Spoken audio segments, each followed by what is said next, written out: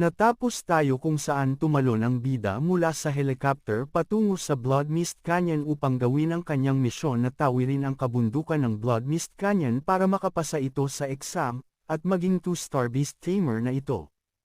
At sa ating pagpapatuloy ay makikita natin ang guro at ang principal sa observation room. Nakikita lahat ng galaw ng bida. Saad pa ng guro sa principal na ang bida daw ay papasok na sa Blood Mist Canyon. Bago pa man daw ito makapasok ay kailangan niya munang kalabanan ang Iron Fang Crocodile na naghihintay sa ibaba ng canyon na lumalangoy sa tubig na parang dugo. Kasunod naman nun ay kailangan naman niyang makatakas sa Blood Demon Spider na naninirahan sa loob ng kuweba at ang mga ito ay nasa rank 3 na sa mature form nito. Napapatanong pa ang guro kung makakaya pa ba daw ng bida na ma-handle ang mga ganitong pagsubok. Maya-maya pa ay isang beast crocodile ang nakakita sa paparating mula sa itaas kaya sabik na sabik itong inaante na makalapit sa kanya. At ito ay walang iba kundi ang bida na malapit ng mahulog sa mga gutom na Iron Fang Crocodile pero kahit na ganun pa man ay di makikita sa kanyang muka ang pag-aalala, bagkus nakangiti pa ito sa pagkakita niya sa beast na nag-aabang sa kanya. At nakita pa nito ang stats ng mga ito at napahanga ito sa tigas ng mga balat ng mga ito. Habang siya ay papalapit na sa baba ay mas dumami pa ang mga Iron Fang na nag-aabang sa kanya kaya labis na nag-aalala sa kanya ang guro. Napasaad pa ito na ang lahat ng Iron Fang na ito ay may initial na form magical beast pero pag nilabas daw ng bida si Black Fang ay baka makakaligtas pa ito. Subalit ang pag-alala ng guro ay wala lang sa bida dahil imbis na si Black Fang ang tawagin nito ay bagkus tinawag nito si Freya habang siya ay nasa itaas pa. Kaya agad na kuminang ang likuran ng bida na medyo nagpapagulat sa mga Iron Fang dahil hindi nila alam kung ano ang mga nangyayari. Ngunit maya-maya pa ay tuluyan nang lumabas si Freya sabay nagpalabas ng malakas na pressure at matalim na tingin tungo sa mga kalaban. At ang guro na nakakita kay Freya ay napanganga sa sobrang gulat dahil hindi daw pala si Black Fang ang ilalabas nito kundi isang angel. Kahit pa ang guro ay hindi din maiwasan na hindi magulat dahil sa isang second magical beast ang pinalabas ng ating bida. Samantala bago pa man makalapag ang bida ay gumamit na si Freya ng Sacred Link Shield upang protektahan ang bida laban sa mga Iron Fang Crocodile. At mula sa monitor screen ay nakita ng guro ang stats ni Freya kaya labis na lang itong namamangha. At sinabi sa principal na ang beast daw na kinentrota ng bida ay isang mythical bloodline beast na isang holy angel of length.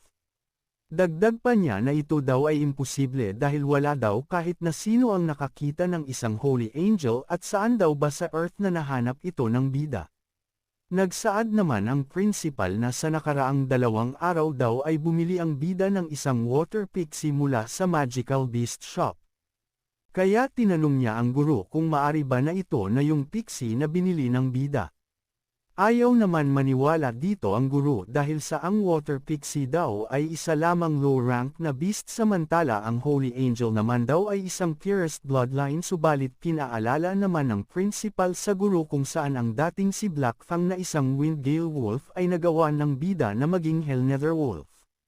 Dahil doon ay napaniwala na ang guro dahil sa ang bida daw ay nagagawa niya ang imposible na maging posible at ito daw ang isang totoong beast tamer, na siya namang sinang-ayunan ng principal habang nakangiti. Balik tayo sa bida na napapalibutan na ng mga Iron Fang Crocodile subalit walang takot itong hinarap ni Freya. At sa utos ng bida ay agad nang ginamit ni Freya ang kakayahan nito na Link Short Vortex na siya namang nagpalabas ng sobrang makinan na dilaw na ilaw mula sa kanyang sandata. At ito ay isa-isang hinihiwa ang mga Iron Fang nang walang kahirap-hirap kaya napapasigaw na lang ang mga ito sa sakit ng kanilang nararanasan. Kaya mas nagulat pa muli ang guro dahil sa isang pag-atake lang ay nagawa nitong paslangin ang mga Iron Fang Crocodile at ito daw talaga ang totoong lakas ng isang mythical bloodline na Holy Angel, at wala daw kaduda-duda dito. Pagkatapos naman paslangin ni Freya ang mga gutom na beast ay tinawag na siya ng bida at nagpasama ito para magpunta sa swamp na ito. Pagkasabi nito ay nabigla ito sa pagkakita ng isang kamay sa kanyang tagiliran at dahil sa pagkabigla ay di ito agad na nakareact sa tamang oras. Kaya napapatanong na lang ito kay Freya kung ano ang ginagawa nito sa saka niya dahil hindi ito sanay na binubuhat ng isang babae. At bago pa man niya masabi na ibaba siya nito ay huli na ang lahat dahil sa mabilis nang lumipad si Freya kaya napapasabi na lang sa isip ang bida na ito daw ay sobrang nakakahiya. At sa sobrang hiya nito ay tinakpan na lang niya ang kanyang mata upang di niya makita ang nakakahiyang eksena na ito habang buhat-buhat nang lumilipad na si Freya. At hindi niya namalayan ay nakadating na sila sa bungad ng kuweba. At agad na siyang binaba ni Freya at sa pagbaba nito ay bahagya itong nainis dahil sa napakadami daw ng mga fog sa paligid. Maya-maya pa ay nagsilabasan na ang madaming red spider dahil naramdaman ng mga ito na may dumating na kalaban sa kanilang teritoryo. Kaya agad itong sumugod sa vida na bagong dating pa lang. Na agad naman nakita ng bida kaya pinag-iingat niya si Freya pero din naman natakot dito si Freya bagkus buong tapang niya itong hinarap gamit ang kanyang length sword. Subalit wala naman silbi ito sa red spider dahil madali lang nila itong napuluputan ng kanilang sapot kaya di na magamit pa ni Freya ang kanyang sandata at ang bida naman ang nagugulat sa nangyari.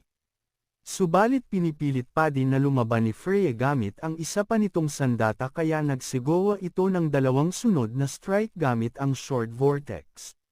Subalit ang bida ay biglang nagulat sa kanyang nakita sa itaas. Nakita pala nito ang isang dambuhalang red spider na may masamang tingin sa kanya at parang naghahanda ng atake. Kasunod nun ay pinakawalan nito ang atake nito na isang malaking sapot na gamit niya para panghuli ng makakain nito. At dito ay makikita natin ang information nito na may pangalan na Blood Demon Spider na may rank na mature form rank 3 at ang talent nito ay Ultra Durable Web. Ang web na ito ay kayang labanan ang kahit anong atake tulad ng water fire at slashing attack. At may attribute ito na poison ang skill naman nito ay spider prison ito ay gumagawa ng massive web na bumabalot sa lahat ng target nito. At pagkaalam ng bida na may blood demon ito ay labis siyang nagagalit dahil sa alam niya na mahihirapan siya na talunin ito. Dagdag pa daw na nakatira ang mga ito na sama-sama sa kanilang colonies at may 20 daw na nakatira sa loob ng kuweba. Kasunod nun ay may mabilis na papaatake sa kanya kaya agad siyang na-alerto sa paparating na red spider. Napasabi naman ng guro na kahit ang Holy Angel daw ay nasa initial form nito ay walang nagagawa dahil sa diferensya ng kanilang mga lakas at dahil ang red spider ay nasa mature form na ito.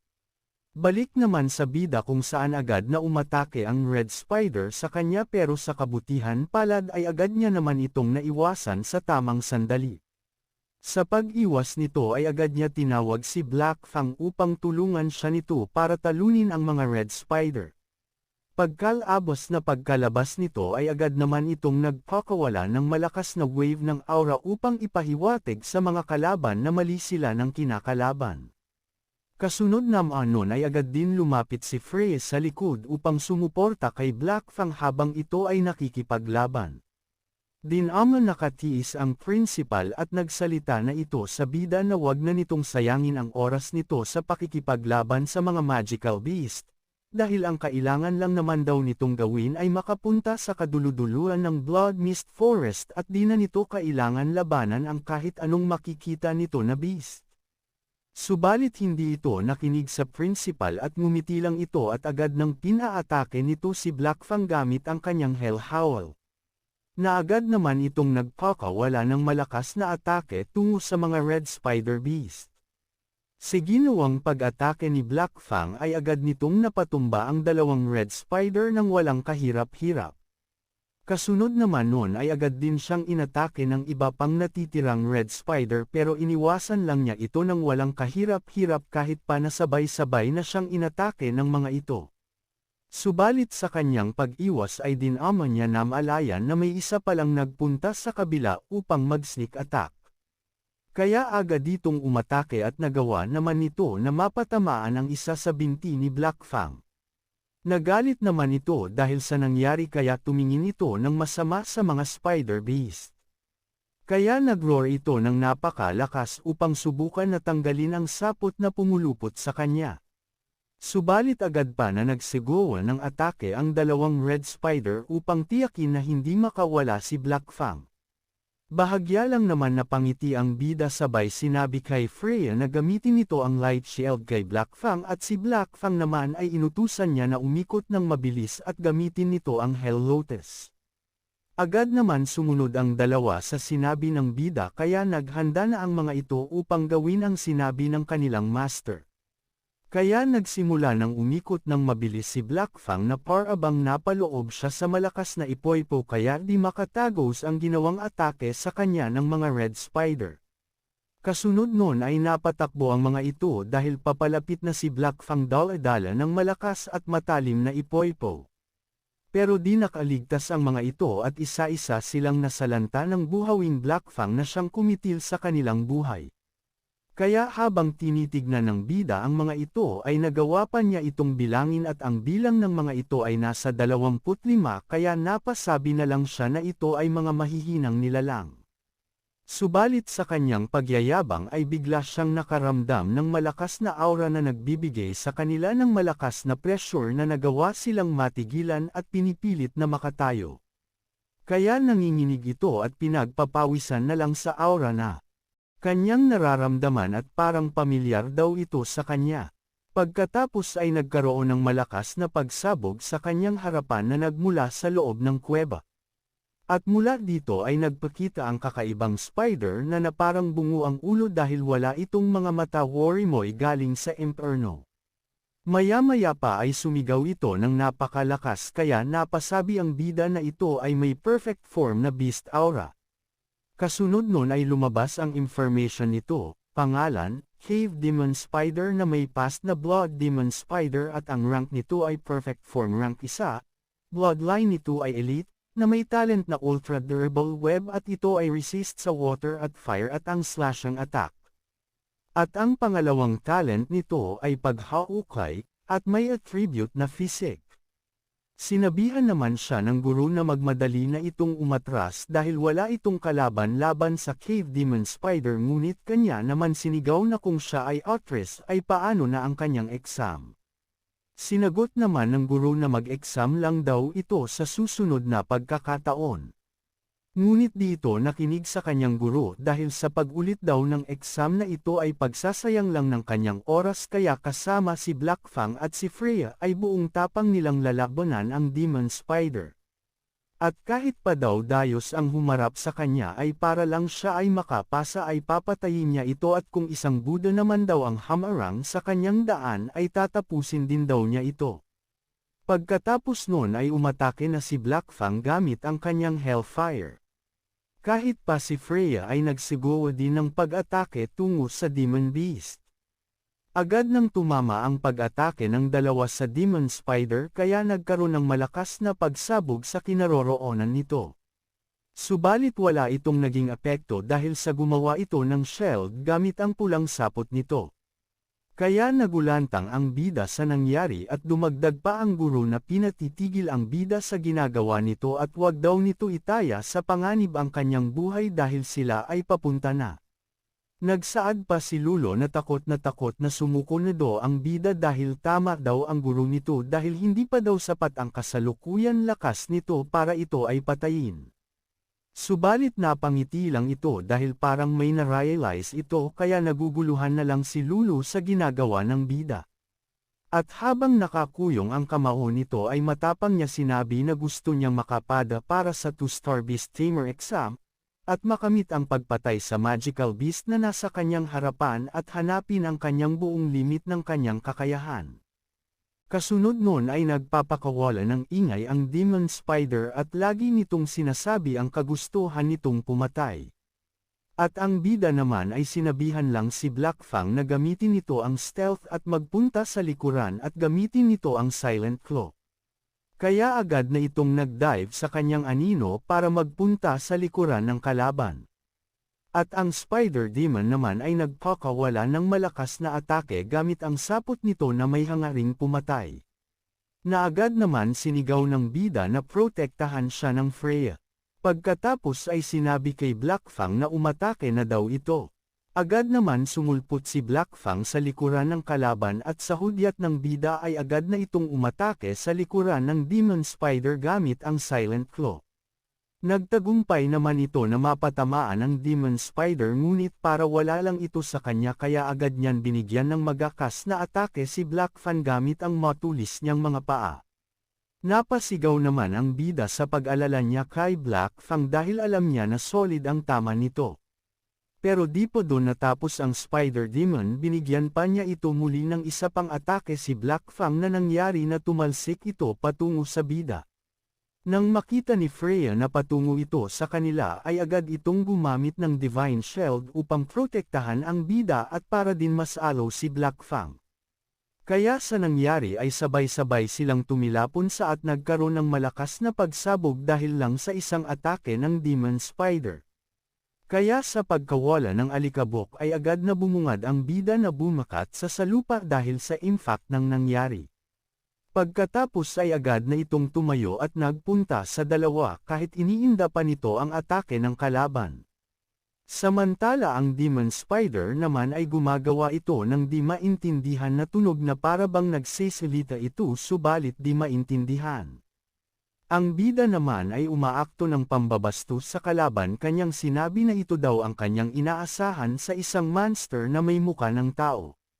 Naintindihan naman nito ang pambabastos sa kanya ng bida kaya labis itong nagalit at sa sobrang galit nito ay agad na itong nagsigaw ng atake sa bida nang di na nag-iisip. Subalit wala naman itong kahirap-hirap na iniiwasan ni Blackfang habang nakasakay ang bida sa likod nito.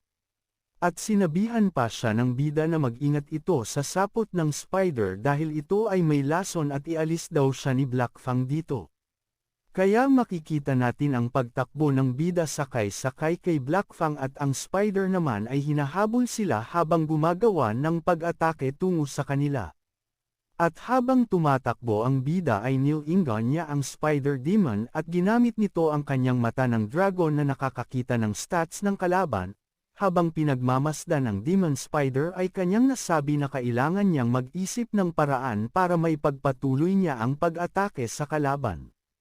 Subalit nakita nito ang naang Cave Demon Spider ay unti-unting bumabalik ang HP nito. Hanggang dito na lang muna ang ating video at kung nagustuhan mo ang video na ito ay palike naman po ng ating channel para ganahan ang kupol na ito. At pa-subscribe na din at pindutin ang notification bell para updated ka sa susunod na episode. Maraming salamat po.